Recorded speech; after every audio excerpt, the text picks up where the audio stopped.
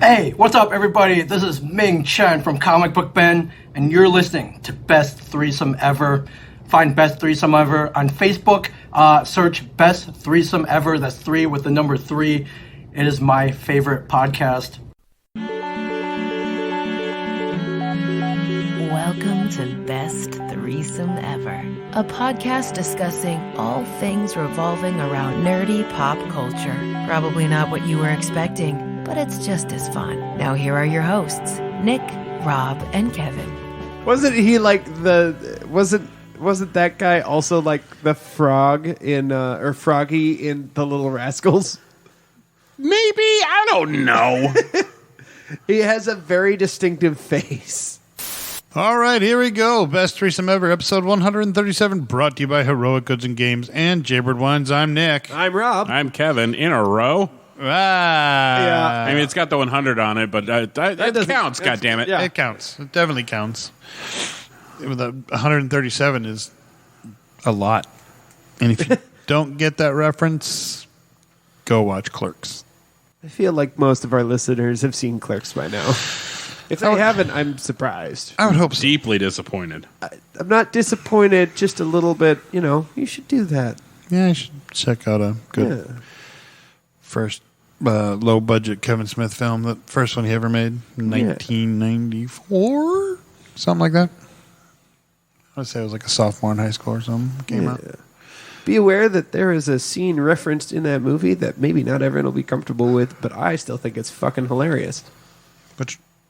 The bathroom scene. Oh, yeah. I realize that not everyone's going to dig that scene anymore. It may not have aged very well. However, I disagree. It was uncomfortable from the get-go. Yeah, I don't think it was supposed to age well. No, it was meant to make you feel weird. Yeah, and uncomfortable. So we just finished with Fest. How'd you guys feel about this season overall? Anything? Any thoughts, comments? I'm glad it's over. It was not a good year for Kevin. Yeah. No? That's all we're getting. Okay. I'm trying to find this guy, and I can't. It's driving me insane. Wait, the one. Oh, yeah. Try season 8, because I think you're thinking... That's what I'm in. You're in season 8. Okay. Yes. Because season 9 was the one we don't talk about. Yeah, there was no season 9 of Scrubs. Here we are again. I feel like we should add a drinking game rule that Scrubs needs to be added in. Todd Bosley. Okay. He was in Little Giants, Jack. Yep. Apparently he was additional voices in Mass Effect. That's pretty funny.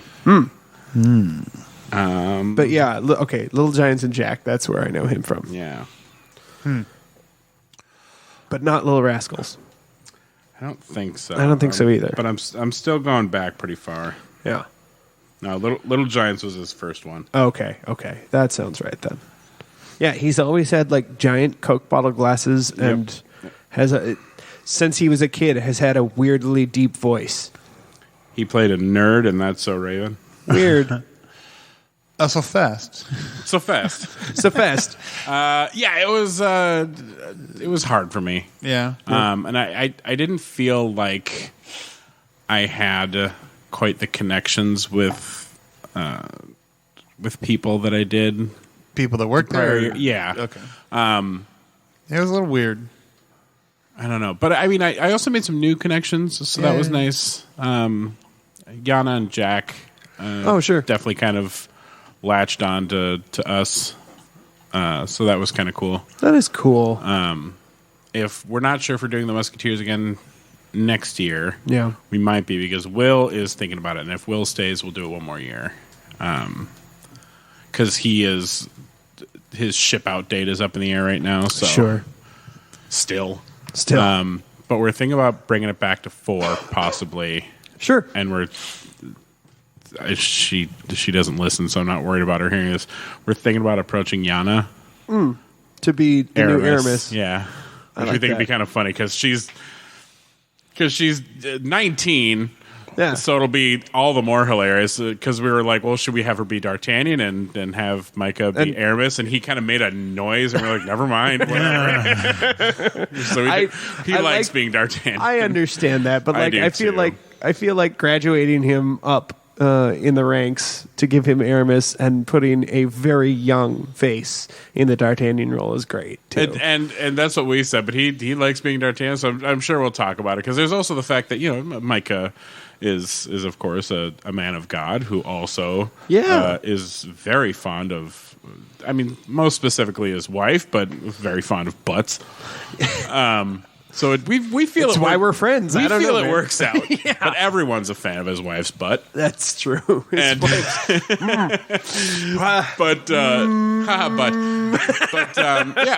it would also be very funny to have her be Aramis. Yeah. Because she's just this teeny tiny, like, she keeps saying that she hears Scarlett Johansson as far as lookalike goes. Oh, really? Uh-huh. I get that. Who is this? I don't know. Her name is Yana. She wears this very big green leather vest, green tights, and she has sort of a Robin Hood cap. Yeah, she played Maple this year. Her character name was Maple. She's very fun. I feel I would know her if I saw her. Yeah, probably. You probably would, yeah. But she is an absolute hoot, and she kind of meshes well with us. Right. So, and she ended up following us around a lot anyway. So we're like, well, we can make this a thing. Right. Have you talked to her about it, or We haven't yet. We want to kind of do a surprise approach. Test as it the were. waters? Yeah. That's out of costume. I'll find a costume picture. Find a costume. Sorry. Maybe it might be easier reference. Oh, that's fun. So, yeah. But other than that, no, it was. Yeah. Yeah, I think I've probably seen her. It was not an easy year for me. Yeah. Sure. My feet being Right. a very big reason. Like they still hurt. The last weekend was That's the especially worst. rough because Saturday we didn't get to break much because of the. I'm surprised with the rain you didn't get to. Well, that's the thing, is that everywhere was wet, so I couldn't sit down anywhere. Like, we went to the mill for a little while, but we also played in the rain and held some people hostage at the Game of Thrones stage, and Nice. but yeah, it was. So by the end of Sunday, my dogs were barking. right. Quacking. Yeah, because we also us, and then 3 of the Vikings were like the lantern bearers to lead people to the 2 gates. And, Yeah. That was more goddamn walking. Sure. Did you guys go to Kings or Queens? We were Queens. Okay. I was very glad when it rained on Saturday that I was under a tent, and I was very happy. And people are like, "Oh, this really sucks." I'm like, you know what? I'm not standing on a stage right now. Yep. Yep. Yeah. You were not on a stage. You were not in a space where there was very little shelter. Right, but it was very crowded though, because obviously being under the blit where there's Yep. It's know, a whole tent, and it you was can a just go right whole in. crowd of people. I felt like I was in the crowd of on St. Patty's Day, just fucking everybody loud. I'm like, why are we yelling? I mean, you're 2 inches from each other. Come on. It's just very loud. And Well, and I was out Friday and Saturday and Sunday. And Friday was an interesting day. Let me tell you, it was fun. It was a lot of fun. Like just I heard it was abnormally busy. Yeah, it was. It was abnormally busy. I scooted off to go play with Sunset Hill, which is the name of the supergroup that happens. It's also called Feast of Sadness. Depends on who you talk to. Classic. Yeah. But Sunset Hill is the hill just outside Front Gate that all the musicians sit at. Right. And so we took that name, and it's just a super group of friends and musicians and street performers that gets together, and just we ran around Fest Friday, and it's a tradition at this point where we just run around and play music. And we ended up raising, over the course of the season, but a lot of this money came from Friday as well, $734 for Rescue Foundation, which is and that's the foundation that helps Renaissance performers in crisis, Renaissance performers and participants and crafters and all that in crisis, especially with medical bills and things like that. Right. So we raised $734 for them this year, and I am cool. really, really proud to have been a part of that. That was super cool. Yeah, that is pretty cool. Did you have a special basket that said that, or you told people where the money was going? Every couple of minutes we would mention that, after every few songs someone would get up and go, "Hey, So this is our special Fest Friday performance. None of us are supposed to be at a stage, so we're just taking over stages, and we're a collection of refugee musicians from different bands and street performers who get together and like to sing songs together. And we're doing this as a fundraiser this year, and we're just we're giving this money away to Rescue Foundation and explain the cause. And so if you can put some money in the hat, that'd be great. Thank you. Nice.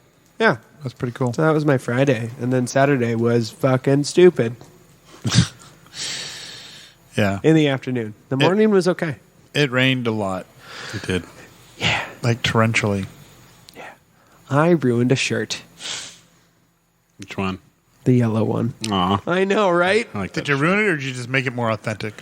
So the dye from my hat leached out. Yeah.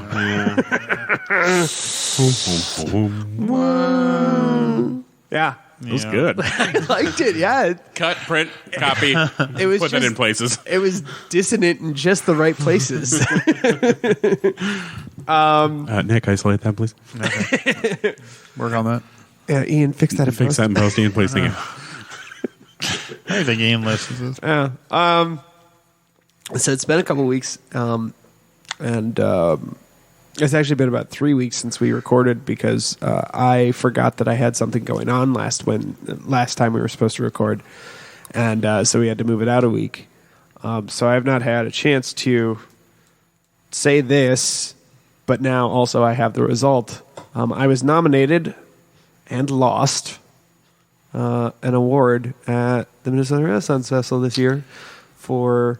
It's called the Spirit of the Renaissance Award, right? Right. Yep. Yeah. And it goes to the veteran performer who brings new life to the festival with basically a new character. Like, that's the idea, is that... So here's the thing. You should not feel at all dismayed or negative about the fact that you didn't win. Oh, God, no, I don't. But you were. And I was there to watch that. Oh, that I was sad that I didn't win? Yes. Oh, I was excited I didn't win. I was dismayed I got nominated. No. I know you were anxious about getting nominated, but I also know you and watched you. Right. And here's the thing: is that the person who did win was a shoo-in. She was the only one who was going to win. Oh, I knew that from the beginning, too. And so, I believe it or not, I did watch your face. So. Do not feel dismayed. The nomination was very important. Oh, the nomination was great. So I'll explain this. All right. So the nominations went out 2 weeks before end of show, so that fifth weekend, and that was the week after we recorded last.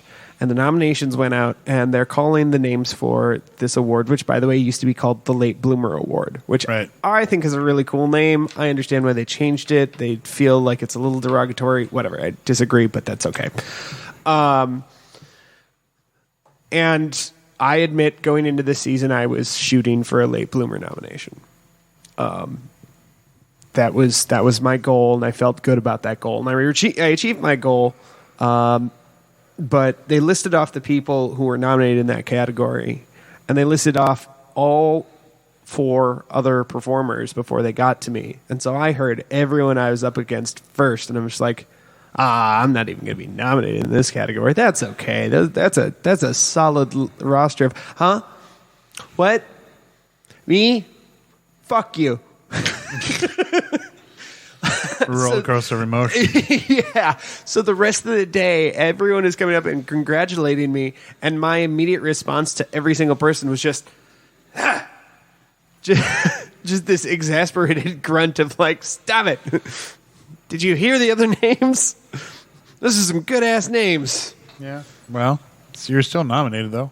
Yeah, and I'm happy to have been nominated, and I appreciate that, and I'm very proud of that. I won my 10-year award. Yeah, you did. I'm very excited for you. You get to hang that up now. I do. Now you're part of the club. Yeah. We all have them now. And next year we take next year off. I put a couple nails in mine. In my club. Sure, gotcha. There you go. No, Megan's next year. Yeah, but do we have to walk Megan? I don't know. I don't It's up think to we her. have to walk Megan. Probably not. Yeah. Next year we take off, and then the year I'm after going to that. ask her if she would like me to walk with her because I'm the one who kidnapped her into this crap in the first place. Yeah, that's totally reasonable. And then if she asks anyone else, like, cool. But like, yeah, next year we take off, and then 2023 is my year again at 15. Nice. And we start the cycle over again. We sure do. 15. Yeah. Damn. Yeah. Sometime. It's a while. It's a while. It's okay. It's all right. It's all right. It's all right. 2025 will be mine. Should have been 2024, but Yeah, the COVID. say the fucking Right. V. So Yeah. mine will be 26. Yep. That would make sense because 5 plus 1 is. Yeah, you did it. Good job. Math. Yay, math. Yeah. Yeah, so now we all got one. So Rob, I assume you did not have time to see Venom. I did not have time I- to see Venom either. Which I thought you two did. No. I did. I know you did. Oh, I saw it. I thought you I two also- were talking about like you the had seen it. Thursday before it premiered. No, yeah, we were talking about it at the award ceremony because I heard a spoiler. Oh, I heard the end credit spoiler. I'm so angry about that. I'm so delighted. But then that means that we can Yeah. do a happy ending, and you won't have to. I won't have to worry about that so much. Yeah, I don't have to la la la about that. It got spoiled for me already. But yeah, just to wrap up the fest thing, I started a new character this year, and it was fucking terrifying. It's super exciting and fucking terrifying. Yeah, terrifying. Did I mention terrifying? Once You or did. twice. Okay, a cool. couple times. I actually had a good year, man. And I'm sorry that you didn't. I wish you had. I wish I had too. Yeah. But next year will be the horse of another color. Yeah. True story. My year's all right. I can't complain. And I'm going to go ahead and say it publicly. Doing a brand new character breathes some weird-ass life into you. So And- I recommend thinking about it at the very least. And I definitely understand that, and that is on my pros and cons list. Yeah. But there is just something really interesting about having a name brand character. Sure. Where people know you, Yeah. and are excited to meet you because of that. It's interesting. You're coming into a known property, and you have that already, and people look for you. You get noticed a little easier. Daddy gets swag. Daddy gets swag. There you go. Creating something from the ground. I'm excited for next year with Nicholas because I want to know how many people are going to come up to me and be like, ring your bell. Just fucking follow that guy and say things about him. Ring your bell. Ring your bell. Yeah. I also need a bigger bell. You do. I'm telling you, I want to get you one of those big church handbells. And I also want to get a full range of church handbells and do a full church bell rendition of Duel of the Fates from Star Wars. Ding, ding, ding, ding, ding, ding, ding, ding, ding, ding, Sounds ding, complicated. ding. Probably out there. But I would somewhere. also want the people going, We want them singing while yeah. ringing, We while need- playing the melody. We need multitaskers, yeah, baby. yeah. I'm in. Let's do this. I'm in. Sounds like a lot of work. And I have one more thing to say about Fest, and then Okay. I think we should move on.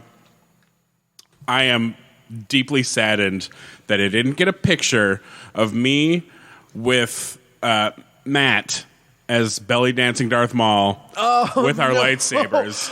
I'm very angry at myself about this. I stood there and watched it, and I should have pulled out. No, I mean, I could have pulled out my camera, and I should have, and I'm sorry. Like, I will take out the cop out excuse of I was on stage and in character. I couldn't do that, but damn it, I really should have done that. I'm so disappointed in myself now. And I do want to talk about one other thing, which is the Peasants' Feast, also known as the Children's Feast. I got to do that this year. Oh, so did you actually? Twice. Which is very you did it both times. I just did the afternoon one. So Peasants' Feast was really interesting because like you can just be goofy as hell, within PG reason. But yeah, you can just be goofy as hell and walk in there. It's very much a delightfully captive audience. Yeah, and it's chaotic, it's insane, it's messy, and like the best thing in the world is begging food off of kids, which is hilarious. I ate chicken, steak, hot dogs, and one kid. Oh, did I tell you about this? Mm-mm. Oh, you know what they had for the kids, right? Yeah. So I'm just going around begging food off of people because I thought it was funny. And I've got my hat out, and they're just putting the food in the hat, and I'm eating it out of the hat. Gross. Oh, it gets worse. So one kid, I walk up to him and look at him, and he hasn't even touched his mac and cheese.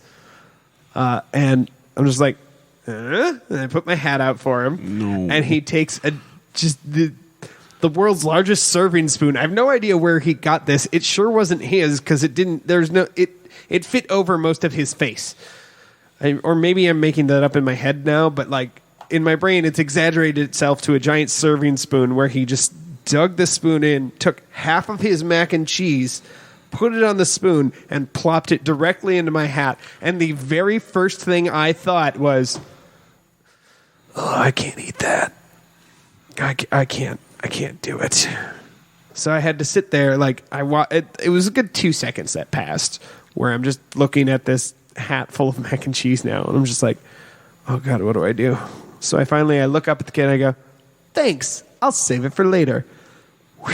I was wondering, for those who couldn't see this because it's a podcast and not a Visual video, gag on an audio podcast. he put the cap upon his head. I did. I did. The noise that came from the children. Beautiful. Loved it. Every one of them were like, ew!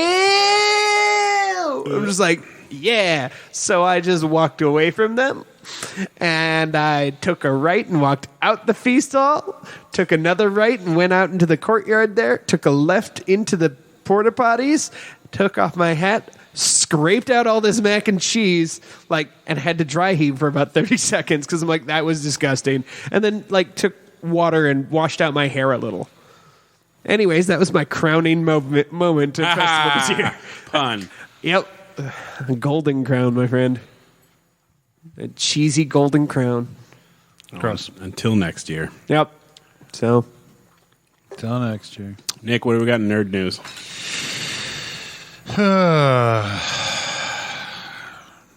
Where do we start? Good stuff. I was vamping to help. Scarlett Johansson won/settled. Yep. Did she? Yeah, she settled with Disney settled. Of course they did. Good. And so she got to.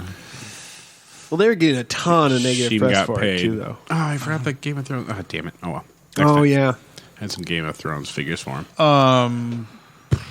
Well, that's an interesting I segue we could talk about. Well, yeah, sort of. I had a couple conversations during Fest about the next topic, which was Chris Pratt being Mario, and how The Mario casting, yeah. people feel about that. Kevin, how do you feel about that? I just want to know whose idea this was. When I think of Chris Pratt, I don't think of goofy character voice actor. Yeah. I think of him sounding like he normally would, which is Johnny Cage. Sure. And everybody else, dynamite. Yeah, almost the rest of the casting is great. Fucking Seth Rogen as goddamn Donkey Kong. Yeah. Isn't Jack Black Bowser? Yes. Oh, I'm so excited about that. Please give me... and now that it's been introduced, I really want to see Jack Black dress as Bowsette. But Yeah. the idea of Donkey Kong coming in and being like, I can't fucking wait. It's the greatest laugh of all time. I love that idea. But Charles Martinet is still fucking alive, you guys. Yeah. And He's and iconic at this point. He's in the movie as not Mario. As what? I don't know. I'm hoping Wario. Right, that's fair. I'm going to look it up, too. Yeah, I don't know. I don't know how I feel about it. He's not my... I don't know why they picked him. I'm getting kind of sick of, them picking a person just because of their big name, and I don't know that I necessarily care that whoever they choose isn't necessarily fully Italian, because neither is Mario. Right. And not only that, but the people have played him in the past. Come on. Yeah, Bob Hoskins. Yeah, from England. And Luigi was played by John Leguizamo, who is Puerto Rican. So I mean, they were close on at least one of them. Right. Because one of them was actually from New York. So that's true. So I don't really care about that, but just somebody with a better voice characterization. I get, like you're saying, it's just, I don't know. But maybe a newcomer. Maybe there's a newcomer that could do it, or somebody that already does voice characterizations. I just keep thinking to myself, at least it wasn't Josh Gad, because that is very much a realistic choice they could have made. Yeah. yeah, And I would have thrown myself off of a building. Yeah. fair. And this is an animated movie, so it's like, It doesn't change the fact that Josh Gad is in animated films. He's a tubby snowman. I mean, yeah, he's Olaf. I know. But it's just, they could have gone with so many other people. It upsets me. So. Tom Hanks. I totally would have watched a movie with Tom Hanks as the lead, as Mario. Mario, played by Tom Cruise. Owen Wilson. We gotta get to the Mushroom Kingdom. Okay, so Wow. wow. So here's the voice cast as we know it currently. Chris Pratt as Mario, Anya Taylor-Joy as Princess Peach. Yeah. I like that casting. It's pretty She good. can play her live action, too. Yeah, absolutely true. Love her. Absolutely. Charlie Day as Luigi. Could play him live action. I love him. Could also play him live action. I don't know if he's tall enough, but yeah. Jack Black as Bowser. Perfection. Keegan-Michael Key as Toad. This one I'm looking forward to. I have no idea what's going to happen. Couldn't necessarily play him live action, but I would still want him to. I want him and Charlie Day to swap in the live action. Make Luigi black. Hell no. Big Toad, 6'4" black man with the little mushroom cap on. Versus 5'4" Luigi. But still sound like he kind of does in the video games. He's like, well, here I am, I guess. Yeah. Seth Rogen as Donkey Kong. Fred Armisen as Cranky Kong. I love that casting. That's so clever. Kevin Michael Richardson as Kamek, which is interesting. Sebastian Maniscalco as Foreman Spike. Fascinating. All right. Okay. Yeah. And then Charles Martinet will appear in, and I quote, surprise cameos. Right. The fuck is that? Charles Martinet is alive. He just comes down, punches Chris fucking Pratt, Mario in the face, and like, no, it's a me, fucking Mario. I love it. He'll just executive decision Chris Pratt in the first 5 minutes. I love it. I haven't referenced that movie in a while. Sorry. Worth it. Yeah. So, let us know what you think about it. Yes, please do. Moving on. Russell T. Davies returns as the showrunner for Doctor Who. And I didn't know if that was a good or bad thing because I don't watch Doctor Who. So a good thing, bad thing? That Russell Davies is coming back to Doctor Who? Yes. I think it's a good thing. I think his is the iconic portrayal of Doctor Who for our generation, and I think I think it's a good choice. He's grown as a writer and a showrunner as well, and so I think he'll be able to handle the more mature Doctor Who that was given to us by, frankly, Stephen Moffat at the end of his run. Right. Are they going to change the Doctor again? Yes. Oh, yeah. That's already confirmed. Yep. They're basically now sticking to the 3-season run. Gotcha. Yep. Which is cool. Yeah. It's a very old rule, but that's fine. It's only been since the new series, but it's just sort of how it's been working. Well, it did run that way for the old series from Peter Davison on, for the most part, actually. Except for Colin Baker, but no one liked him, so he was gone in 2 seasons. Yeah, that's what I was going to say. Yeah. But yeah, well, and then of course there was, because before him, Tom was on there for 7 years. 900,000 seasons. 7 years, but the first 3 were about 3.5 years each. Yeah, so... and that was just kind of but yeah, Eccleston did 1, but then Tennant, Smith, Capaldi all did 3. So Yep. She's like, yep, I'm going to stick to that. Jodie Whittaker. Jodie Whittaker, yep. I wanted to say Jodie Comer, and I knew that was There wrong. was an incredible Jodie Whittaker doctor cosplayer at Fest early. I saw them, yeah. She was so good. She's very good. But yeah, I'm excited about this. I think it'll go really well. I'm excited to see who's the next Doctor. I have my hopes and dreams, and Same. all of them are from the IT crowd. No. But but the IT crowd is not my basis for wanting any of them. And that's good. I'm glad to hear that. Because and we've talked about this. Yeah. The watch is the reason I want Richard. And Toast of London and What We Do with the Shadows is why I would want Matt Berry. Sure, that's reasonable. And I would also accept Chris O'Dowd. I would absolutely accept Matt Berry based on his performance in IT Crowd, though, actually.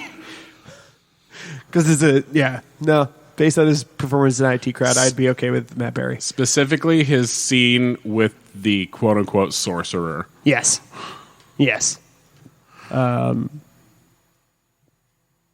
But also Noel Fielding would be a fascinating Doctor. God, he would be so good. It would be interesting anyways. Yeah. If we have to go back to a dude. If we have to go back to a dude, though, I would very much like a black dude. Nick, have you watched any goddamn Doctor Who? No. I feel like you would like a good, solid portion of it. And maybe have him start with Matt Smith. I would, and too. then work back. Yeah. Matt Smith would be your jam, and I think you'd actually like Peter Capaldi more than Matt Smith. But I think Karen Gillan would really be the... Oh, that's true. I not that I have anything against Doctor. I never got into it. Like I watched the old school, and I never talked about that. I didn't get into it until Matt Smith either. Well, like I had watched the older stuff when I was a kid, right? So, but the newer stuff, like I saw a couple bits and pieces of Eccleston and Tennant, and I was like, this isn't for me. And then my friend Bonnie was like, "No, Kevin, you're going to sit down and watch the 11th Hour, and I promise you." You will be hooked. And she was goddamn right. The 11th Hour is a good episode to start someone on. Really good episode. For sure. And interestingly, like, I find it fascinating that you're excited for Davies to come back? Yeah. Okay, I find that interesting because you just said that, like, your favorite section of Doctor Who is Stephen Moffat. Because once I went back and watched Eccleston and Tennant, I enjoyed quite a bit what I saw. Oh, good. It's good. I cannot deny that it's good Who. It just I needed to get hooked before I could appreciate it. Yeah, and a lot of people are talking about how Davies is coming in to right a sinking ship, and I think there's a little bit of truth to that, but I don't think it has much to do with like Jodie. No, and I think Jodie shined despite some lazy writing. Yeah, Chris Chibnall's not been the best showrunner. It's been okay, and I think that the cast was all really great. Yeah, especially the girl who a number of times wore a Homestar Runner shirt. So yeah, but Chris Chibnall maybe not the best choice to do a showrunner for Doctor Who. Like his famous thing before this was Broadchurch. So. Stories about murdered kids versus stories about time-traveling aliens. Doesn't really mesh that well. Anyways. Look, I'm not saying he's a bad writer. I just don't think this was the right fit for him. And it shows. First season I thought was great, though. I did. I liked it. He put out some really... pretty out there ideas. I haven't seen any of the second Whittaker season yet. I haven't either. And I know it's on HBO Max, so I've been told it's not good. I'm still going to watch it. But Nick, what do you think? With your bastion of knowledge of Doctor Who. You're the Doctor Who expert here. Yeah, you're clearly you're the guy here. You're the guy. I was just You're the guy. You've even got I was just sitting back, making sure that you guys said everything right and not screw anything up. And since you got it right, I have nothing to say You whatsoever. even have that sonic screwdriver looking thing up Yeah, on your you shelf sure there. do. You in fact have a fucking sonic screwdriver. No, that is fucking Mace Windu's lightsaber. I know, Nick. Although I do have I didn't. I actually had to look at it closer. I feel like we're a little tangy today. We are a little. I do have a sonic screwdriver spork though that I got, but it came, to be fair, From a Geek Crate or Loot Crate. Loot Crate, that's Yeah. the one. which I always thought I was like I should just carry this out fast or give it to somebody who likes Doctor Who more than I do. Yeah, you should give it to somebody who likes Doctor Who. Yeah, I'll take it. I'll have a matching set then. Matching set. Well, if Kevin has none and you already have one, Yeah, then I'll have two. right? That's what I'm hearing. I don't hear the issue here. Two's better than none, so I don't see the issue. Yeah. One for each hand. Exactly. One for the each year. Yeah. So Terry I would Crews. destroy a unicorn cake at Fest with two sonic Speaking of flying through the stars, Terry Crews got his Hollywood star. Nice. No, Best I segue like ever. that one. I Best actually. segue ever. It was solid. I don't even know if the time machine actually fly or if the It gets through TARDIS space and time. TARDIS Yeah. flies. All right. Yeah, they go to Through alien space and planets time. all the time. All right, cool. Yeah. I feel less bad about that one. It was a solid segue, my friend. Good job. I liked it. I mean, from my intimate knowledge and expertise in Doctor Who, I clearly knew that His vehicle TARDIS even stands for time and relative dimensions in space. Oh, well, then there we go. See, I was right. Yeah, because you already knew that. I already knew that. I Yeah, was just because you're the expert, man. I was testing all the rest of y'all. Oh, fuck you talking about. Yes, he got a star. Well fucking deserved. Well earned. Absolutely. Yeah. I was just thinking He's incredible. I was watching Very good boy. and this kind of related to Terry Crews, but underrated actors, Terry Crews being one of them. Like, I think he's a very underrated actor. He's great at what he does, and I don't think he'd probably be able to do a leading role. Yeah. I would imagine. But that other guy, I was watching Infinity War last night because for some odd reason I felt like I wanted to cry. Yeah, I don't know. makes sense. Sure. Right. Sure. But actually, I was just finishing up because I started like Civil War. Anyways, Age of Ultron, all that shit. After What If of the previous week, Anyways, so Terry, so the guy from the we've talked about him before, but he played Scorpion in Mortal Kombat. That guy, Sure. who was also the samurai guy that Clint Barton kills as Ronin. Yes. in who's- Endgame. in Endgame. Gotcha. No, in Infinity War. Infinity War. It's Infinity War. He turns Because into he Ronin, turns into Ronin after the snap, which is the beginning of Infinity War. Which is the beginning of Endgame. which is the snap is at the Endgame. Yes. Oh, sorry. I had them Yes. backwards in my. You I did too. You I put them screwed that backwards up. in my head. So I did. yes, Endgame. Endgame. Sorry. I Thank you. genuinely thought I was wrong for a second No. because I'm just like, am I? That got me turned around. I Yes, did. Endgame. Endgame. Sorry, that was my bad. Endgame. Fuck This whole both of you. time, I was doing what you meant and not what you said. I was just, I knew exactly where you were going. I was like, yeah, totally, Infinity War. Yeah, that's the second one. Yeah. Right. Sorry. Endgame. Endgame. I was watching Endgame last night. Teach me more about Doctor Who, Nick. Right. Yes. But that actor that's in so many movies. That and actor, though. Yeah, he's in a lot. And And he's it's- spectacular. He is absolutely spectacular, and he is actually a martial arts expert and Yep. a sword expert. Oh, yeah. And it's fucking amazing to He's watch crazy him work. talented. And I would imagine that Jeremy Renner was like, dude, I bow down to your awesomeness, and please show me a thing and make me look fucking good as Ronin, please. And he was like, sure, no problem, whatever, dude, I'll make you look good. And they have a phenomenal, like, just looking at the sword fight scene looks great. Anyways, but he's another underrated actor, you know. So when Terry Crews got his star, I was like, it's well deserved. You know? Oh, yeah. Very well deserved. I think Terry Crews is great in just about anything he's in. And no offense to Terry Crews. Yes, he could absolutely be a leading man. But his character work is so good. Like, I can't... If a movie is out and if he is in a film as a leading performer and I see a character in that movie where I look at it and go, you know what? You know who should have played that supporting role over there, and this movie would have been 10 times better? Terry Crews. Yeah, like that's Right. kind of how I feel about it. Like Right. I love Terry Crews. I think absolutely he should get everything and get like leading roles and do like big stuff. But like some of my favorite moments of him in film, like Deadpool 2, for example. What Right. an amazing, like not even really a supporting role, but a fucking cameo.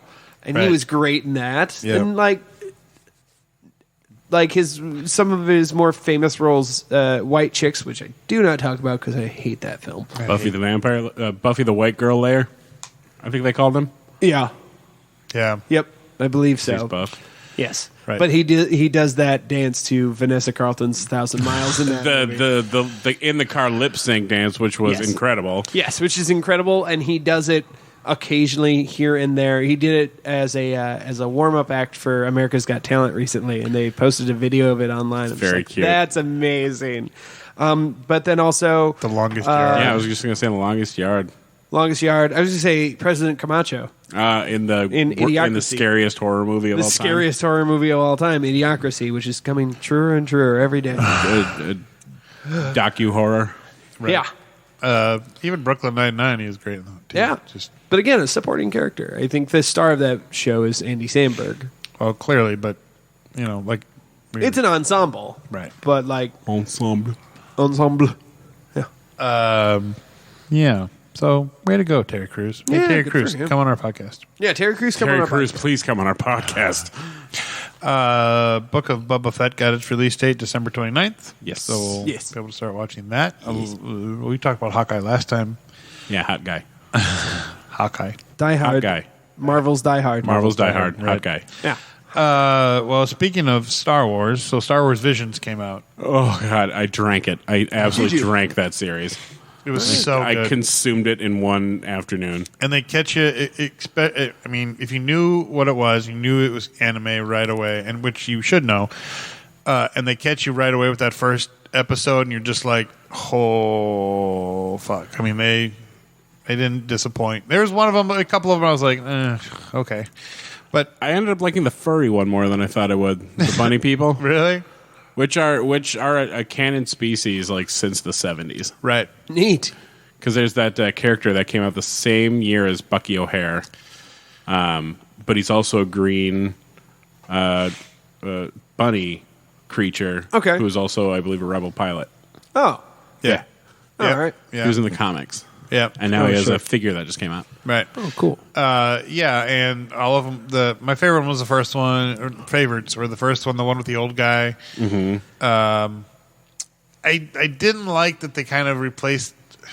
They clearly were replacing character. You know, like they did an anime version of Star Wars, already established Star Wars characters. They're just kind of like, okay, you know. I was like, that works, I suppose.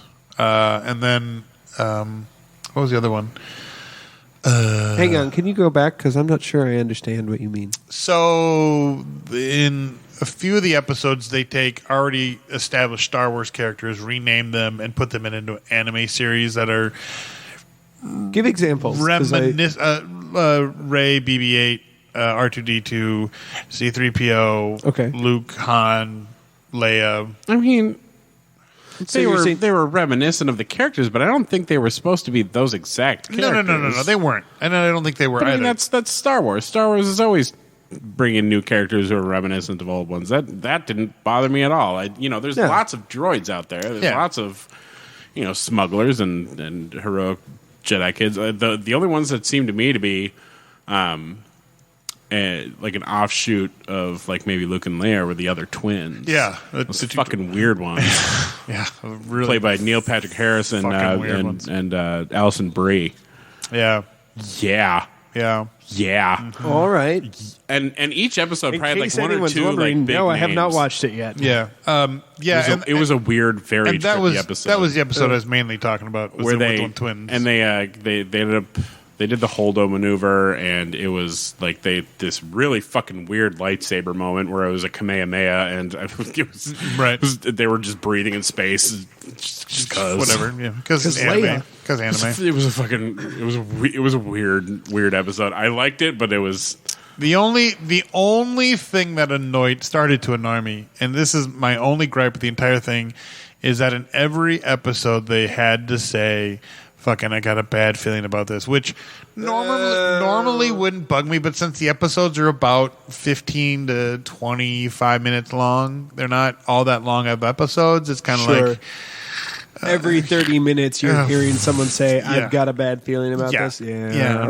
That can get annoying. I'm just like, can we just... Was that like a, hey, you're going to do this anime thing? Contractual obligation for every single character, yeah. Right. Some character in your thing has to say this. Like, you have to put these 5 elements in or whatever. But either way, regardless, it's phenomenal. And if you are a fan of Star Wars, if you're a fan of anime, if you're a fan of both, I mean, it's amazing. The animation is phenomenal. The stories are great. The fucking Kurosawa feeling you get from the very first one and a couple other episodes are just spot on and perfect. And you're just like the first episode blew me away. I was seriously like, this is fucking awesome.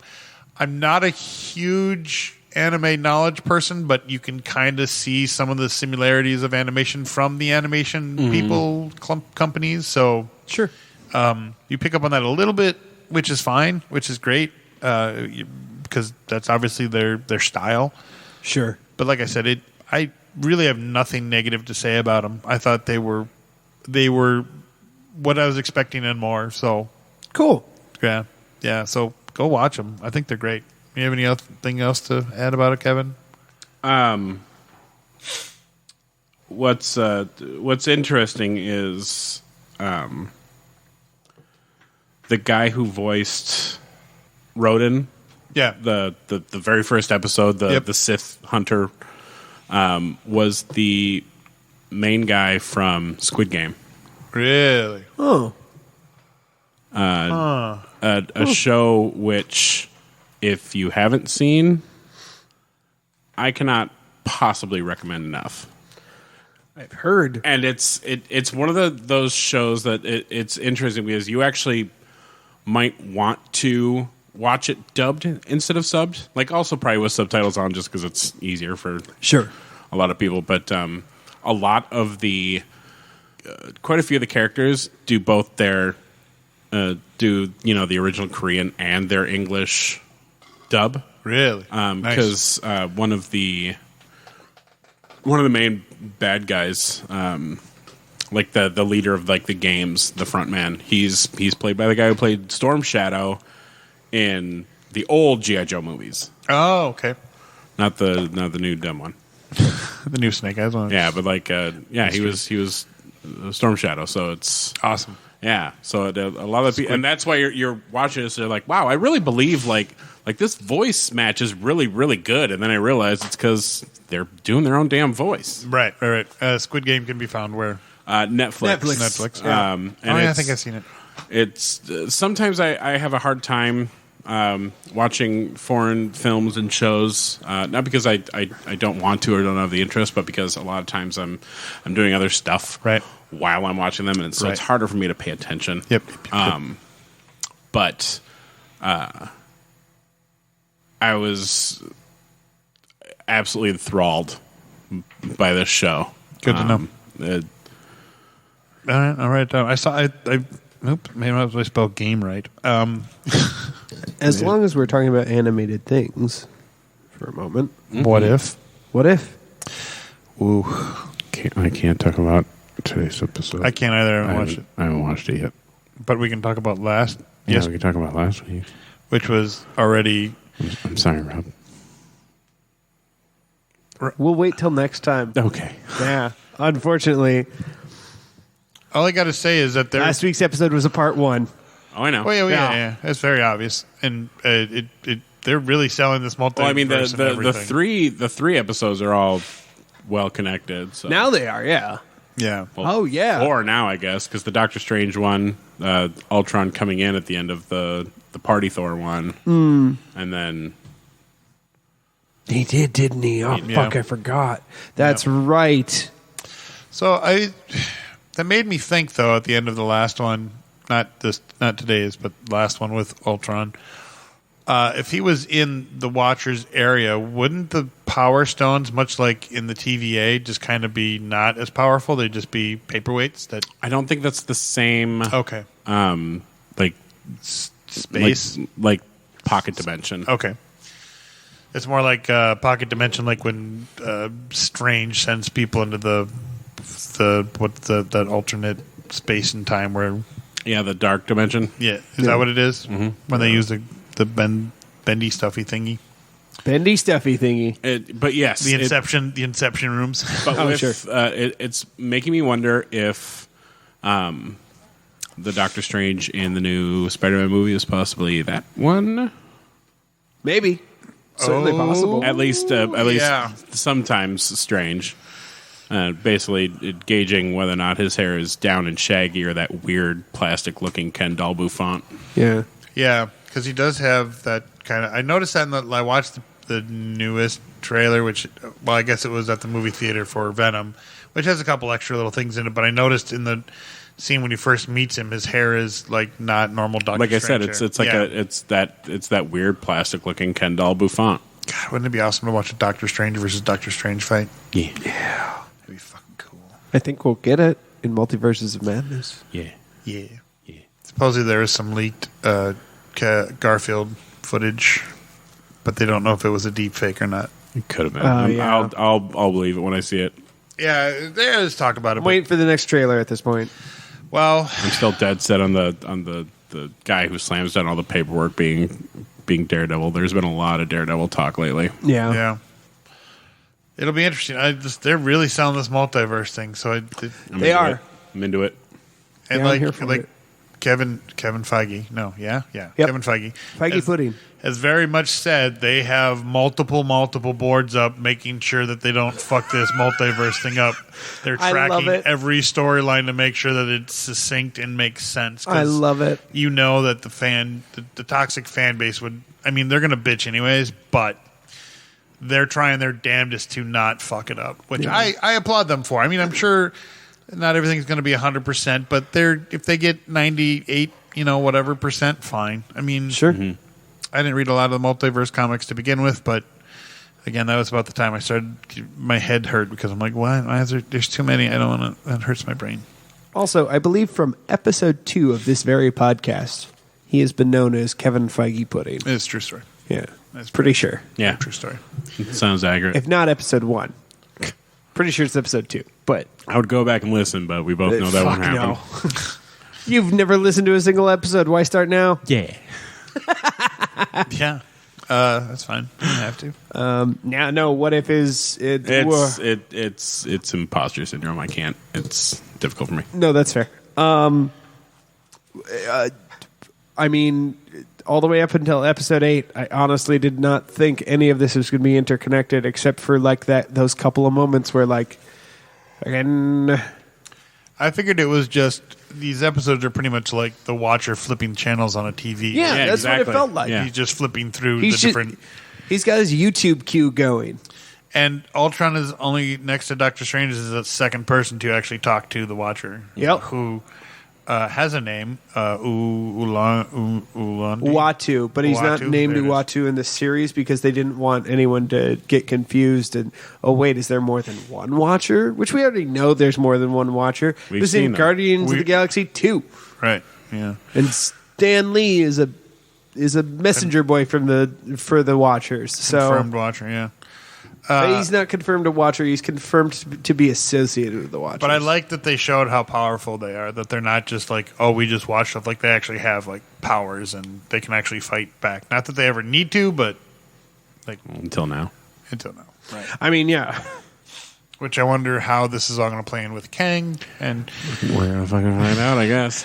dude, this is going to be like you have to watch it 100 times just to follow the whole story. Shh, don't. Just So don't- excited to be confused and have my mind blown a ton of times. I'm upset. I'm gonna have to go back and watch the fucking series again because now I have to go back and go. Okay, where did all of this connect? Is fucking.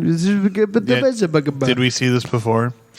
So in the trailers, before we get to the kind of really cool one that I was kind of fascinated by, but I don't very much care for the story, but was very fascinated by it. The first one was the House of Dragon teaser trailer drop which storyline takes place 200 years before the fall of the fucking throne that we saw in Game of Thrones. So the Targaryens is what they're following, looks like. And it looks, I don't know, it looks fascinating. I'm excited. Yeah. But I also simp for Matt Smith, so let's do this. And so that was Matt Smith. Oh yeah, he's Daemon Targaryen. I look like Matt Smith. Yeah, it's fucking Matt Smith. He looks weirdly good as a blonde. I'm into it. And he also looked at first glance he looked like the dude, the brother for Daenerys. Clearly they are supposed to look alike because they're Targaryens, but Right. he looked a lot like him, and I was like, "Is that the same?" Oh no, that's Matt Smith. Is that Matt Smith? So good to know. Yeah, it looks fun. Looks good. I mean, I'm intrigued. I'll watch it, I'm sure, because I don't know. I'm a sucker. I don't know how many seasons it's supposed to be, if it's just supposed to be one or No idea. so. Did George R.R. Martin? Did he ever finish the fucking? Nope. Not yet. Not yet. He's gonna die first. I guarantee. He it. is. So what book is he stuck on? The last 6. one. No. 6. Really? I thought he was writing the last one right now. Nope. It's What a wad. yeah. It's what's the name? The name he's listed is Winds of Winter, and then I believe the next one is A Rite of Spring is the final book, supposedly. Right. So, Disappointed Don't know he's why not I naming fucking it- know that. I'm disappointed he didn't name it Splishy Splash, but okay. right. I'm so upset at how funny that is. It should not be funny. God damn it. It's my cadence. Right. And then yesterday, a trailer dropped for Cyrano, which is led by Today. Yeah, Peter, that was Peter Dinklage, which seems to be a musical. It sure is. I didn't know there was a musical version of Cyrano.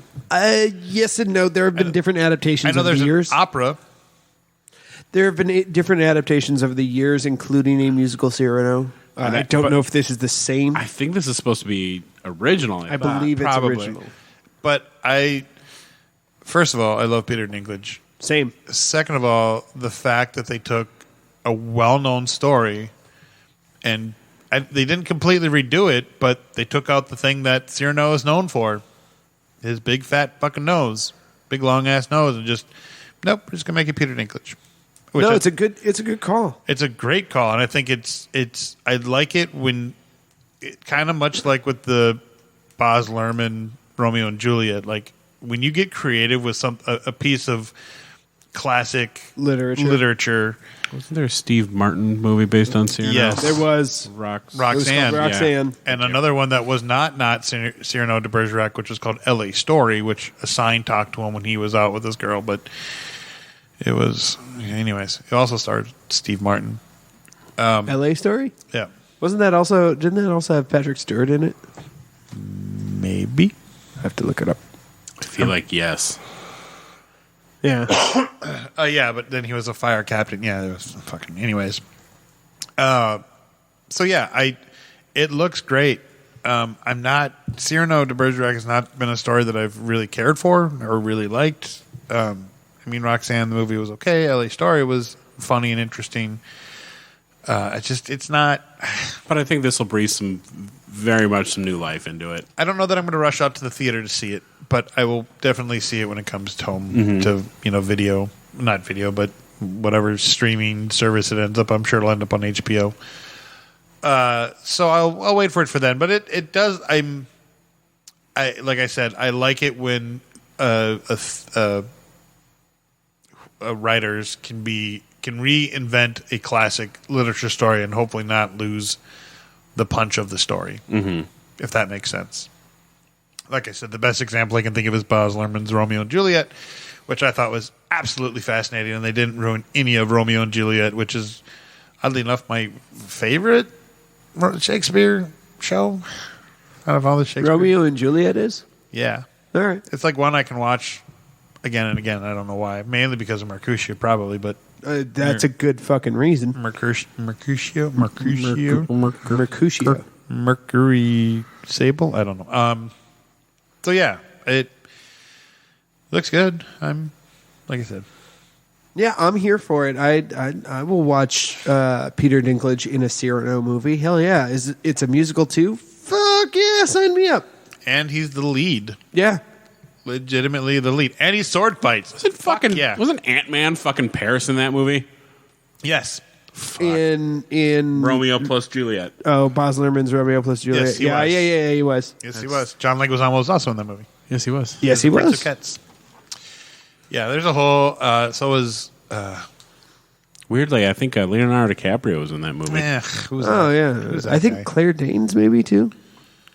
No, I was thinking of one of his little funky kafunkies. Was it Seth Green? No, Jamie Kennedy. You're thinking of Jamie Kennedy. Jamie Yes. Kennedy. You're welcome. I'm sorry. the Jesus. Walmart version of Seth Green. Yes, Jamie Kennedy.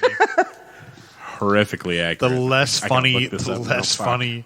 Yeah, you're right. It was Jamie Kennedy. Yeah, I'm sorry. Jamie Kennedy do is bite the my thumb at the- Kmart version of Seth Green. The Walmart version, you're thinking of Nick Swardson. Possibly. Yeah, Maybe. I guarantee it. He's also a native Minnesotan. Nick Swardson? Yes. Yeah, I know. I love him. I love him dearly. He's absolutely the Walmart Seth Green. Yeah. Oh, and Jesse Bradford was Balthazar. Yes. Oh my God! Yeah. Yeah. That movie was surprisingly packed. Brian Dennehy was in it. I mean, sure was. Fuck. He was. He was a. Him and his longsword. Jesus. Yeah, he was Romeo's dad. Yep. And what's her name is Juliet's mom. I can't think. And the lady who was the nurse, which I believe was what's her name from Harry Potter. She was no, maybe not. The pot lady. Oh. Maybe she. Pot lady. Are you talking about the herbology? The herbology professor? Yes. professor. You are correct. Was I? Professor Sprout, by the way. So she was in. She was the nurse, right? Yeah. Oh, good. I wasn't. See. Yeah. Boom. Well done. Well done. Couldn't remember her name, but Pete Postlethwaite was the The priest. The priest. Yeah, he was. so great good. actor. This is fucking badass tattoos What the all fuck over. were we talking about originally? I don't fucking know. I don't know. Cyrano. Cyrano. Drink. Fuckers. 2 drinks because we forgot. That's yeah. Good job, Peter Dinklage. Yeah, Peter Dinklage. Come on our podcast. It's my bet. Sorry, Yeah, but Pete Postlethwaite, come on our podcast. Oh, dead. for sure. he's dead. What? He is not. Yes, he is. No. Then get a medium and a Ouija board. Pete Postlethwaite's- come on our podcast. Pete Postlethwaite's corpse, come on our podcast. I believe he died years ago. He did not. He did. I'm almost willing to bet. 2011. 2011. Jesus. 10 me years too. ago. Yeah, That's so much younger than I thought he because was. people are like, who is this guy? I'm like, he was the fucking priest, and Bummer. he had a lot of other great roles. But he was probably my favorite person to ever play that priest role because his voice and the way he. He was in the Lost World Jurassic Park. Thank you. Oh, that's right, he was. That's true. That's true. He was. All right, He was the Muldoon of that movie. So are we gonna do a happy ending on Venom on this episode, or we want to wait? Yeah, let's Yeah, do let's fucking do it this episode. Do what's hot and fresh, baby. I did just see it yesterday, so it is. We'll just move on to. So we're gonna do a happy ending of Venom, and we're gonna spoil the shit out of it. Right. So first, let's do nerd grabs. Yeah. Yeah. I got some nerdy thing. Well, one thing is not so nerdy, but I did buy some Catskills. Yeah. I bought the bullet, bit the bullet, whatever. Because my other boots were just kind of they ripped on me on that Saturday, and I was angry and whatever, and they're just kind of falling apart. But I mean, I can repair them, but it's like, how much am I going to keep repairing them? Or should I just spend the money and get, Yeah, I repaired my old Excaliburs once, and after that, I was like, well, I'm not repairing these anymore. Yeah. And so I got those. I got a couple other things. I got some awesome T-shirts. I got a Spaceballs T-shirt. Nice. I got a Flynn's Arcade T-shirt, and then I got a Lego Spaceman T-shirt, which is literally just the space logo on the blue Lego dude, the little gold planet. Like what's on his on the which Lego torso. oddly enough matches my tattoo right there. So I bought that. That was fun. 3 fun T-shirts. And then yesterday I was at Half Price Books, and I found this book. And it goes through Star Wars, and it's like fandom sort of memorabilia. but it talks about like all these promotional things and blah blah blah, and supposedly has memorabilia in it. So I'll show it to you when we leave. I think it's somewhere. But you open it up and it's got like, the press pass from the original Star Wars, whatever, and some other things. And I'm sure they're all recreations and not originals, but it's kind of cool to see all the things like that are like little fun. It does have an original cell from the the Ewoks animated series, so that's kind of cool.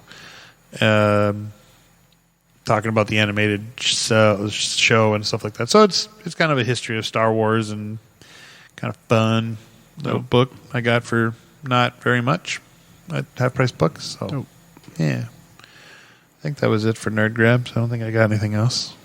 No, just T-shirts and a book. Cool. And Catskills. That about from Joanna. Yeah. Yeah. If you bought Catskills, I assume you bought them from Joanna. It would kind of be a dick move if I didn't. If you bought them from Todd, I would just assume it's because he's bald and you felt a kinship. Like a kinship? Yeah. Nice. That'd be weird. Nice. So I bought a new wooden mug for myself. I'm retiring my Stocks mug finally because the seal is gone. That's it's done. Here, we seal it for free. Cool. They can certainly try. I have my doubts. But this is kind of gross at this point, so I'm retiring it, and I'm fine with that. But I went to Wondrous Works in Wood to get a new mug, and I like it. It's Steinish, which is nice. It's wider than my previous one, a little bit shorter, but like roughly holds the same amount, which is great. So that was all I bought that I can think of right now. Maybe I bought something else, but I don't know. Nick? That it? Yeah. He's Nick. I'm Kevin. You're Kevin. That's right. So I bought a pike extension for my Nice. my custom lightsaber. Nice. Yeah. And I had accidentally burnt out the electronics on it because I was trying to find a charger for it, and I put something in a little too powerful and burnt it out. Yeah. But it was the base model, so not very expensive, and so I emailed them like, hey, I'm going to buy a pike for my lightsaber, but can I also send back my electronics? I burnt it out, and because he does a warranty on it. He's like, yeah, sure. I'm out of the base, so it's going to be a while before I could ship that. Otherwise, if you wanted to just pay a very small fee, I can upgrade you to the Profi 2.2. And I was like, yeah. So I got that, and now my saber plugged into the pike and the NeoPixel blade, it now goes basically like maybe 2 inches from my ceiling. And pretty tall. It's so fucking cool. It's the Profi NeoPixel lightsabers are very neat. I should have brought it. I was out and about all day today, so I didn't really have time.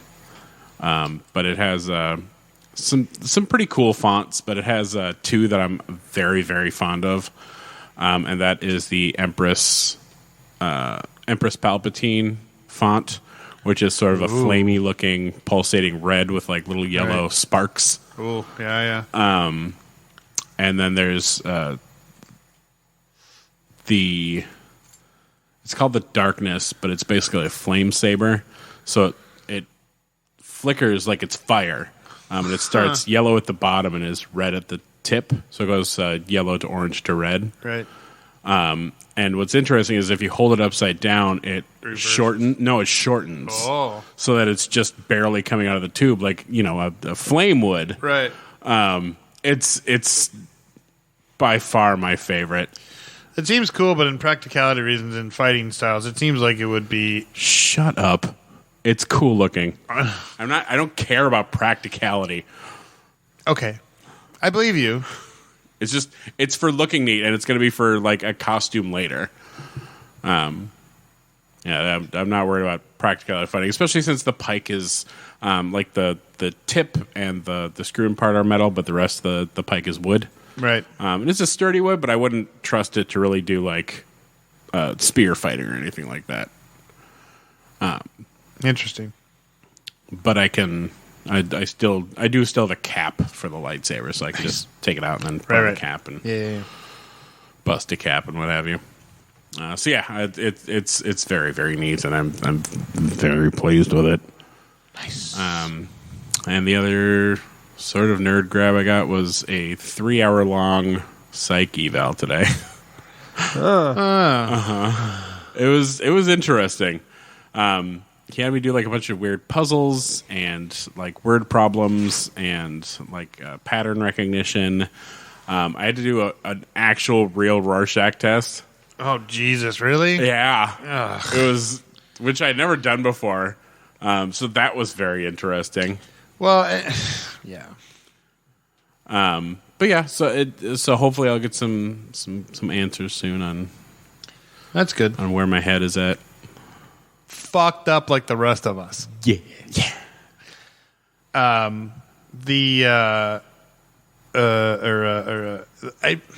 I've taken a lot of psychology courses, and the Rorschach test is just, I don't know, it's an interesting test, but like tell us the first thing that pops in your mind. I don't think anybody ever says like He didn't do that. Oh, didn't he? Nope. Oh, good. He said take a look at this.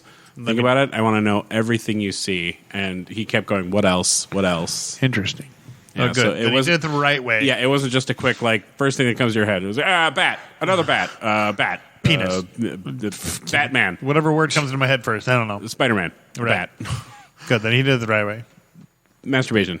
Which, have you ever seen the, I think you can get it on Wish or Geek, whatever generic website you buy, but it's like the Rorschach mask that changes color by you breathing. Yep.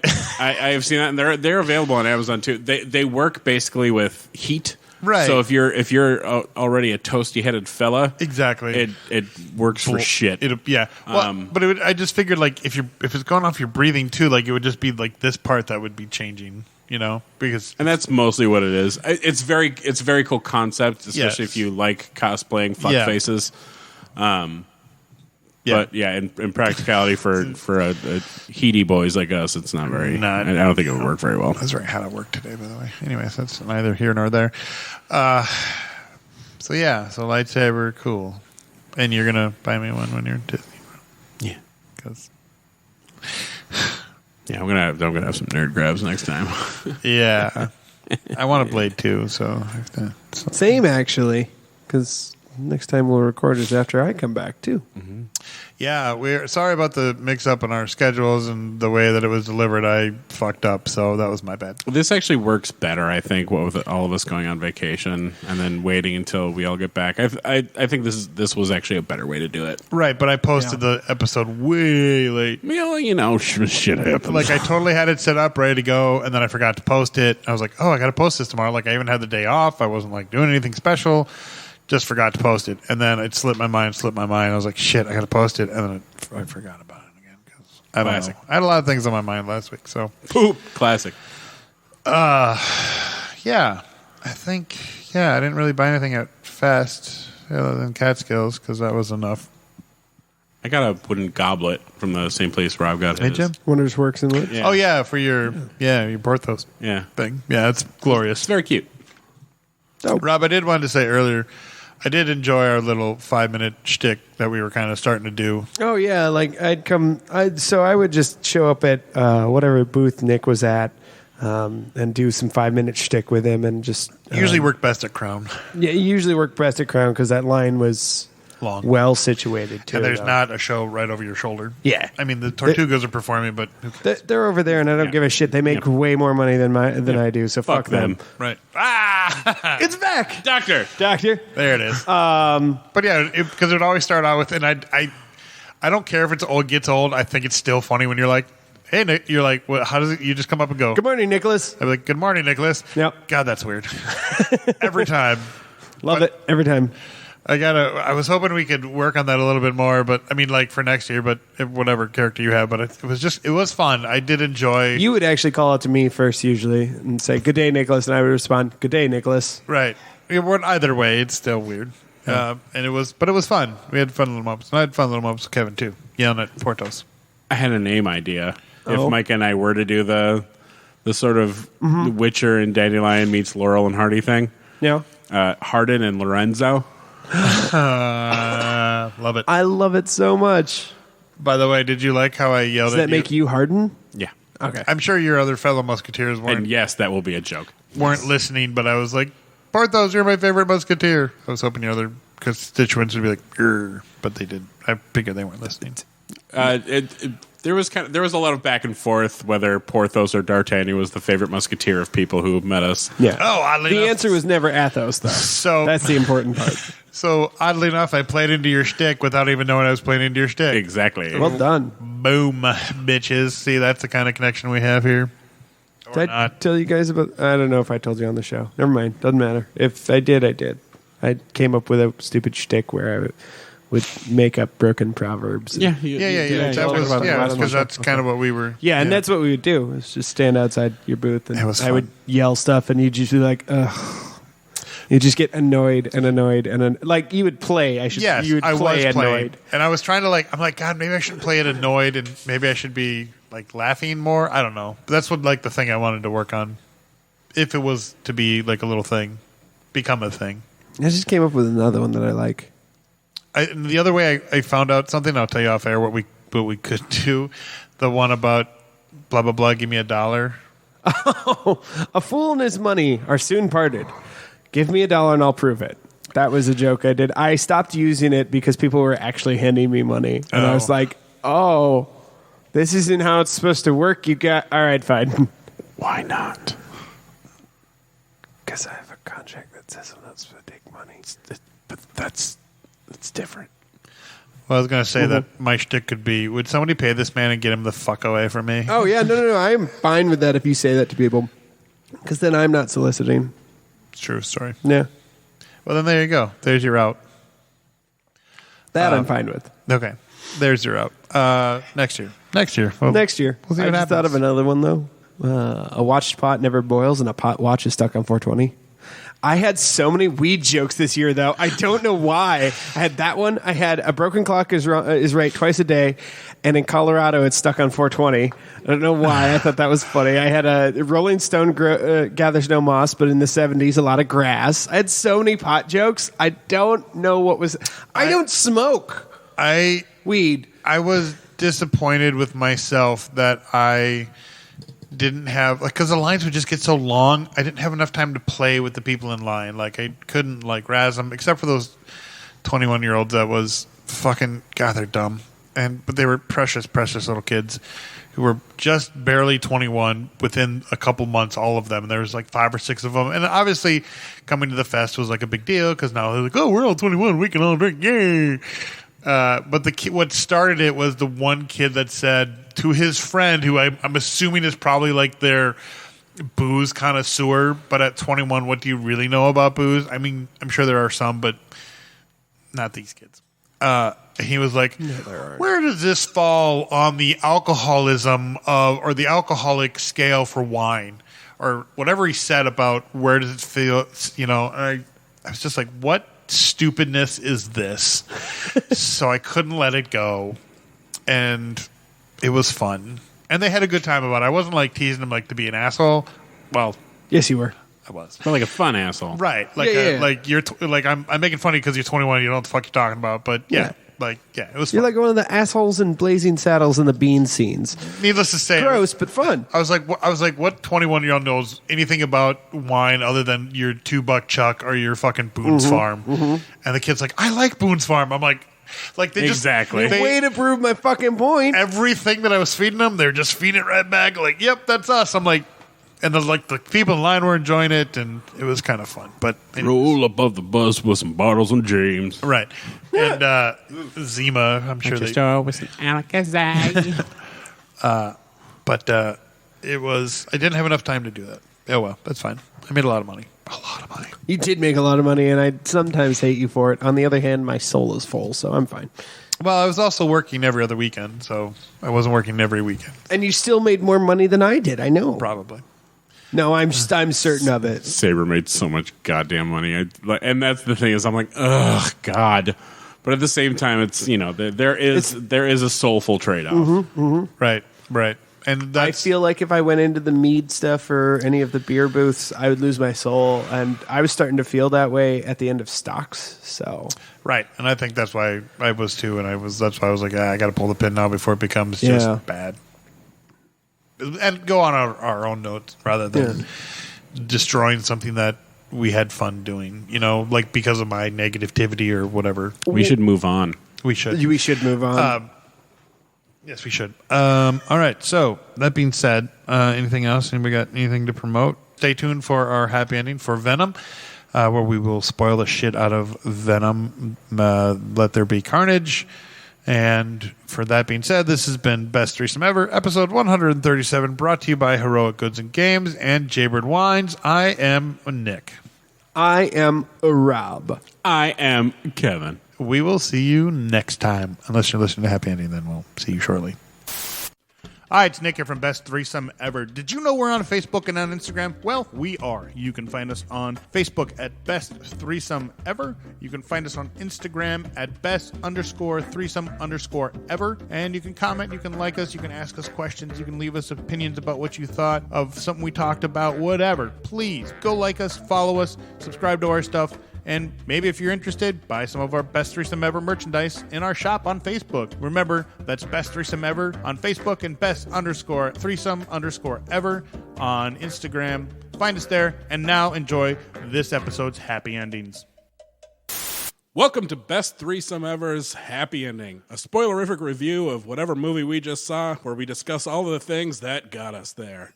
And we're back. Here we are with our happy ending for the movie Venom, Let There Be Carnage, which I have seen. Kevin, have you seen it? Yes, I've seen Hey, Rob, have you seen it? Why do you ask questions? All right, you know the answers we're to? back on track. Things are back to normal. I just saw it yesterday, so it's pretty fresh in my brain. And Sorry, I'm taking pictures of me being bored during this segment. Gotcha. No. Yeah. It was Short. Was it short? It was only an hour and a half. Yeah. Really? Yeah. That's exactly what I was just about to say. It raced. I mean, it was. That means there were not a lot of lows. It was holy shit. We gotta get to the next thing now. Oh my god! But Yeah. Oh, that's too bad because I feel like the trailer really does set up a lot of interesting like character comedy. and that's the thing is that you would think there would have been more time to really flesh out like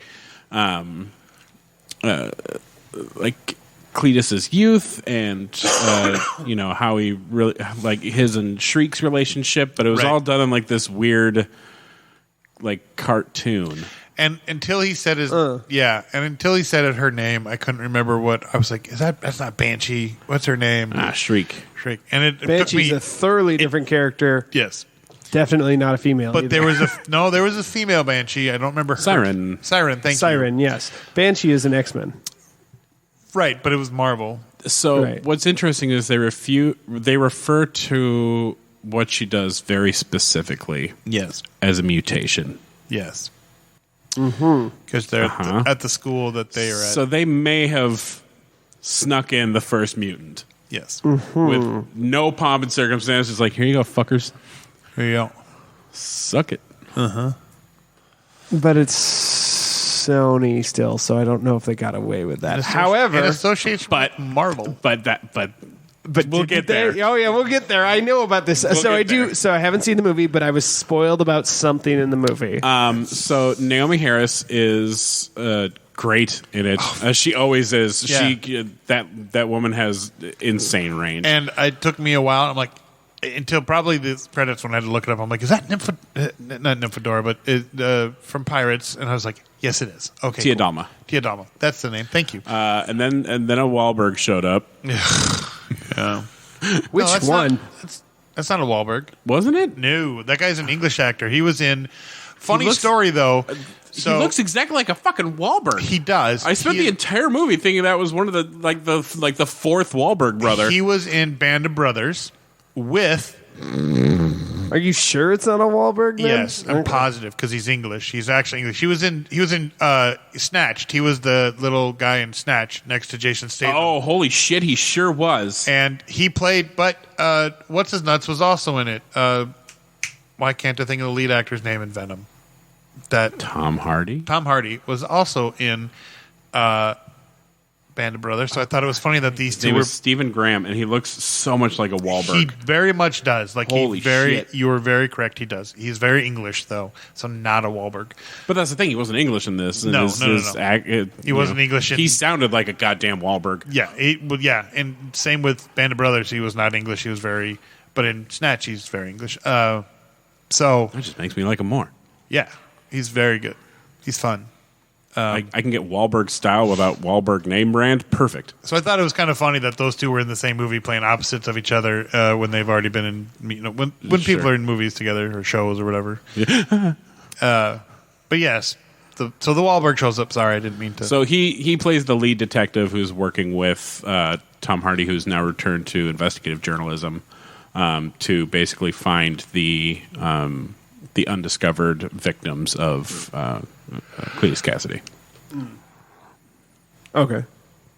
Yeah, and the hair pieces they had on Woody Harrelson, was that supposed to look more comic booky? I couldn't. Yeah. Yes, and it was Okay. it was sure better than the curls of Venom 1. Correct, but that's why I was wondering if like the way that it was styled was supposed to more represent what they showed in the comic. Because I think I have a couple of Carnage Venom comics. I don't. And I will say the movie was very fun, but there were a lot of times I was thinking to myself, why are they doing that? Yes. Stop that. Yes. Don't go there. Agreed. What is wrong with you? Agreed. But it is what it is. Right. The sort of the odd couple that they really kind of morphed into between Eddie and Venom, Right. was phenomenal. It was very, very funny. And we got to have your funny twingly feelings when Venom became her. A gay icon. Oh, yeah, that too. But Venom's a gay icon now, by the way. yeah, but no, when he overtook, That's fair. when he overtook the Yeah, and I noticed he did take over, I think, another girl's body. a few. But he still was just Venom. Yeah. He only puts on the sexiness When it's her. when it's her. Yeah. And that's because he's also in love with her. Yes. I agree. Hooray. I think.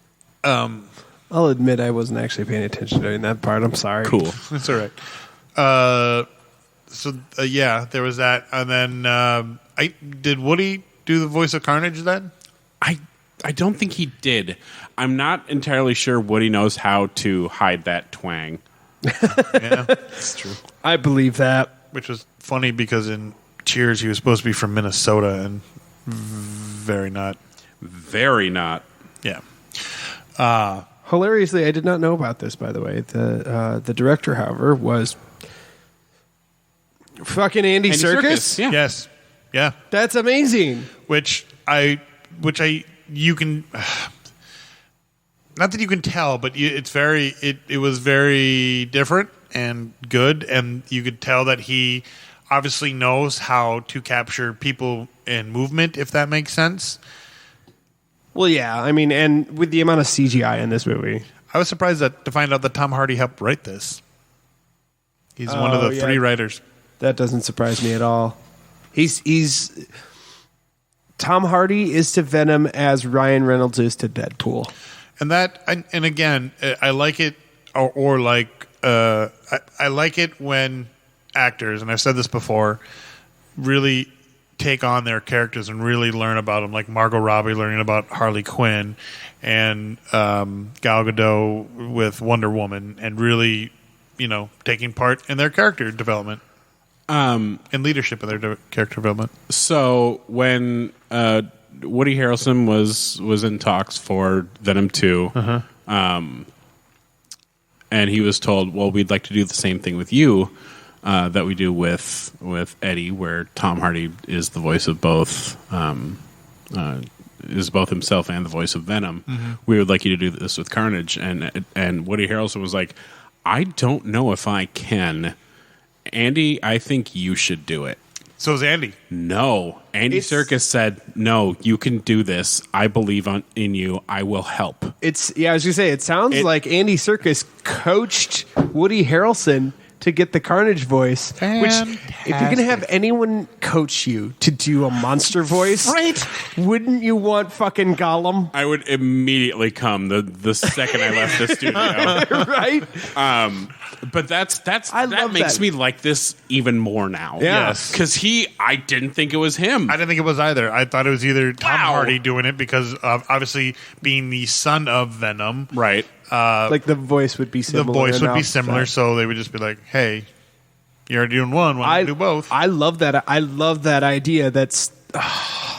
That gives me warm feelings all over my chest and penis. And I'm very impressed that they kept that aspect of the storyline. That it was that because symbiotes reproduce basically asexually. They just okay, I'm going to split over here now and become a new thing. Right, and not only that, but again, What I'm with you guys that it makes it even more impressive. But more impressive that a seasoned actor such as Woody Harrelson was challenged to do something, and he rose to the occasion and didn't say, no, I'm too important, I'm not going to do that. And just said, okay, I guess if you have faith in me, I'll do it. And he did. And worked out phenomenally. For sure. That's impressive. I'm pretty floored by that. Yeah. It's not like a Bruce Willis. He'd be like, no. Fuck Bruce Willis. I'm with you. But you know what I mean. Woody Harrelson, come on our podcast. Yeah. It was a very fun movie. I laughed a few times. Well, I laughed a lot. I was going to say I laughed a shitload. I can't think of a really dull a dull moment. I mean, there were some, like you were saying, where you're like, okay, what? All right. Okay, I guess we're going that way. All right. Mostly revolving any time he had to be like at the police station. Yeah. But other than that, yeah, it just sort of kept going. And like I had said earlier, Venom decides to fuck off for a while and takes over a few different hosts. That was fun. It brings him to a gay club where he takes the mic and starts talking about, being who you are despite what other people think you should be and being true to yourself. And everyone's like cheering on, like, yes, Venom, go Queen. And he's like, I like you people. So Venom is a gay icon now. Just like Thor is a lesbian icon. Right. And it was, yeah. I mean, and it was very short. It was shorter than, I was like, God, I was like, well, so holy shit, this is done. Okay, cool. And it's done. And so you were right, by the way. They were basically showing the end. Like there was a lot more after that, but like what you thought was like the climax scene. You were very, in the church. You were very much correct. Oh. Well, thank you. It happens infrequently. Let's write this one down for the history books, kids. Yeah, and I'm glad. I felt that it finished very quicker than it should have. Like again, where you have two, like they were like, we got this great fight, blah blah blah. But how do we end it? Oh, let's just ding a bell and fucking, and then Venom eats him. That the bell is a very important storyline with the symbiotes. I was going to say a bell is like it's a huge part of any symbiote storyline. That's how Spider-Man got rid of it. Yep. And it went to Eddie Brock. In both the comics, the cartoon, and the absolute horseshit Spider-Man 3. Yeah, those are pipes. So like, but like the church bell, being part of the symbiotic separation has always been sort of a staple of the storyline. Yeah. It's like it's Martha Thomas's pearls. And yes, yeah, and I liked very much how they really did show the difference between a symbiotic relationship. Martha Wayne. Why did I say Martha Thomas? Why did I say both their first names? Anyway, that's okay. Martha Wayne. We knew who you meant. They showed how a symbiotic relationship works between Venom, but then they also point out, hey, their weakness is the fact that they are not one and the same, that they are opposing forces and they're not very together, and which worked in their favor to a point. I mean, the church bell is also a allegorical piece of, but what they really push is that the sound is more effective if the host and the symbiote aren't 100% like Venom and Eddie are. Sure. Whereas Cletus was very much in love with Shriek. Carnage didn't like her because her power is specifically designed to hurt him. Yeah. I was going to say though, real quick. I mean, the church bell goes all the way back to the original comics, and it's an allegorical narrative device to symbolize freeing yourself of one's sins by going to church. But anyways, it is. It is. Yes. So it's a church bell. Okay. It's a church bell. Like, it rings, and all of the evil and sin is washed away from Peter Parker when the bell rings. Isn't that how it works in real life?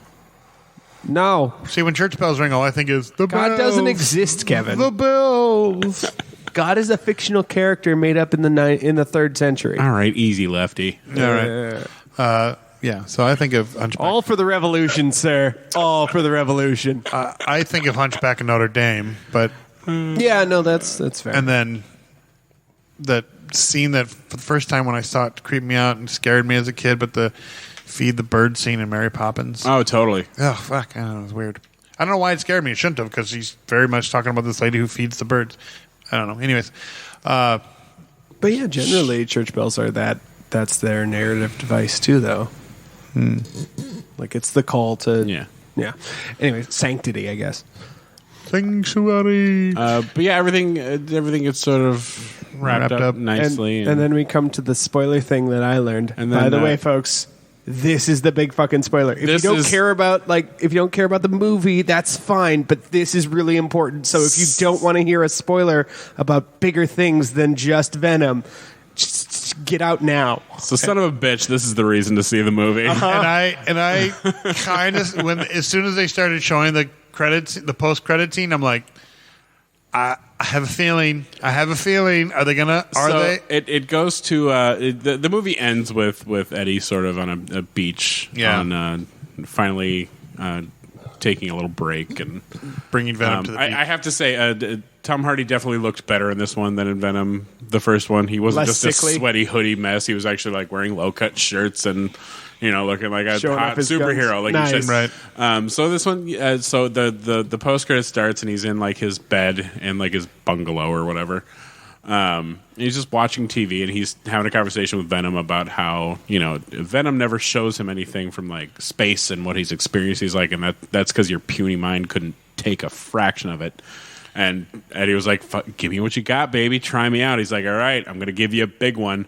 But then things shudder and quake, and there's a flash of light, and they're both wondering what the fuck just happened. And the room has changed, and on TV is J. Jonah Jameson, played by J.K. Fuck Simmons, telling the world that Peter Parker is Spider-Man, to which Venom gets up, sees him, gets really agitated at the TV, and then licks Peter Parker's face, saying, "I know this one," or something like that. And to which Sabro thought was a bit flirtatious, but I saw it as I'm gonna fucking eat that kid. I'm gonna eat his whole fucking face the nanosecond I see him. Whose face was it? Tom Holland's. Thank you. That's what I wanted to hear specifically. Yeah, it was Tom J.K. Simmons. We know he's. It could very well be in the Sony movies, it was the exact moment from Far From Home where J.K. Simmons shows reveals the world that Spider-Man is Peter Parker, and Venom licks the TV as if to say, "That's a brain I'm going to eat." Because that was like one of the big things of this movie was he has to survive on one of two things: chocolate or brains. Yeah. Oh. Because there's something that the chocolate is a substitute because it releases a chemical. The same chemical that the brain creates naturally. Oh. Right. So how come he didn't? One question: how come he didn't? When Carnage ate somebody, he's like power up, and he ate the priest's head. He's like he gets bigger, he hulks up. But like Venom, he doesn't. And then even when he ate Carnage, he didn't because I think Carnage is if I recall fed on that fear okay. gland, which Yeah. is why causing carnage Sure. powers him. My favorite part is he comes in. He's like, he's like, it's a red one. We got to get the fuck out of here. We got to leave now. What? No, we got to stay. No. We got to leave. It's a red one. We got to go. And then he's like, as soon as he gets talked into going, he's like, it's time to die. He goes, you're right. And he goes, no, I'm talking about us. All right, time to die. That's the spirit. I'm talking about us. That was. Oh, I need to see this. I really do. It was fun. I'm not going to call it by any means some sort of thought-provoking masterpiece, but goddamn, it was. Sounds like it moved the story along too. It was a good action flick, and by God, I'm fucking and scene. Yeah, it was pretty crazy. It sure sounds like Sony is setting up to take. I don't want to give you the credit on this because I don't want it to happen. Is what I mean. I know. Not because I don't want to give you credit on things. I don't, but that's just me being an asshole. It does Okay, seem Rob, like I still love you. I know you do, sucker. It seems like Sony's decided to get cuddlier. Yeah. It sounds like they're looking for a clean break, and Or at least, I mean, it could go one of two ways. It could be that Sony's looking for a clean break, or Sony is looking to offload and give them a way in and take a graceful exit. yeah. I don't think that's or true. if it's not a full acquisition, like a very strong partnership, which I'd be okay with too, because like I said before, like with Sony, the film area or Sony Films, Yeah. they don't produce a lot of films, No. and maybe Sony does. I mean, Sony will never lose out on making TVs or video cameras or cameras or whatever devices. Video game consoles. Video game for consoles, example? Yeah. right? Or Oculus, because Oculus is, Yep. they got that going for them. But I think maybe if they got rid of their film division, it wouldn't. I mean, it would be a loss, and I understand why you don't want it to happen, and I get that. They got to do something with it, because Sony. There is no way Sony Pictures could keep both Spider-Man and Venom alive as well as Marvel could. I agree.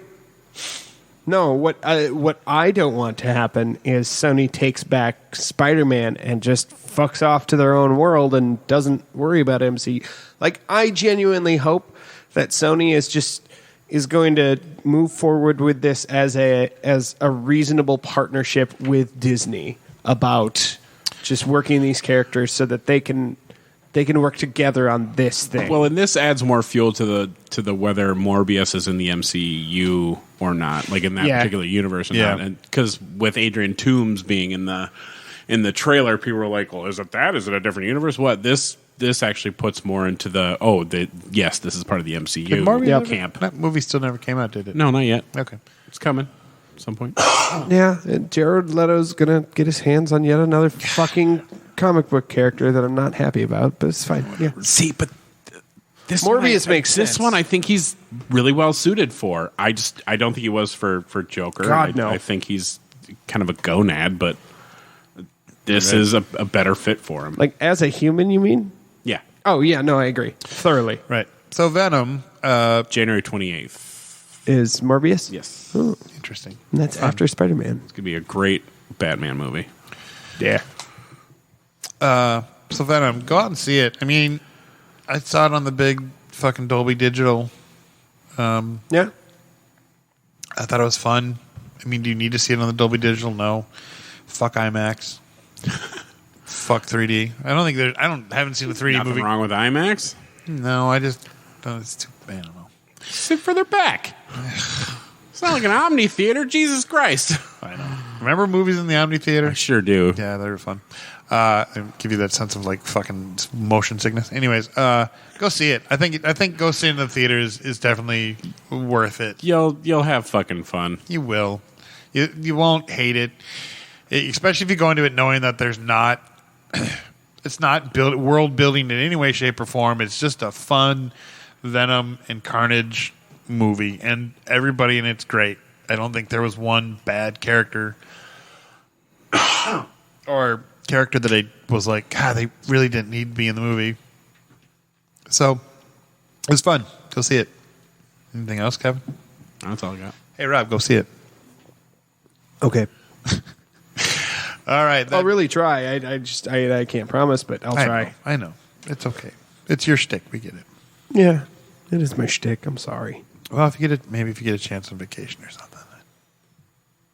I'm going to be at a lot of Disney stuff, but I'm going to try and do it Sunday, actually. We might try and find some time to go see the new Bond flick while we're there. Oh, yeah. Yeah, that I won't do. Yeah. So good. I just don't care for Bond that much. Although Daniel Craig did an honorary commander rank in the Navy, the Royal Navy. It's honorary, though. He's not really. Well, of course not. He doesn't have any actual power. No. Nor should he. But I thought it was cool that they gave him an honorary to match his rank in Bond. Oh, sure. So, anyways, this has been our happy ending for Venom, Let There Be Carnage. We obviously spoiled it, so we hope you can give us your thoughts on it. Spoiler alert, we spoiled it. Yeah, this is a spoiler. Spoilers At the end. Right. So give us your thoughts. What you thought? Did you agree with us, disagree with us? What parts did you like? Did you hate? Again, you can find us on Facebook and Instagram and Twitter, although I'm not on Twitter all that often. Or email us at b3ecomments.com or gmail.com. b3comments at gmail.com. By the way, I want to say, up until that moment, that was such a slick second take. By the way, that was a second take, folks. Yeah. His first one was just fucked. But his second take, that was so smooth. It was like a game show host, like you're reading the terms and conditions at the end of a bank commercial. All right, we're going to end this episode right now. Yep. This has been end of episode 137, brought to you by Heroic Goods and Games and Chambered Wines. Again, I am Nick. I'm Rob. I'm Kevin. And we will see you next time. Probably. Maybe. The views held here by the nerds of Best Threesome Ever do not directly reflect the views of nerds everywhere.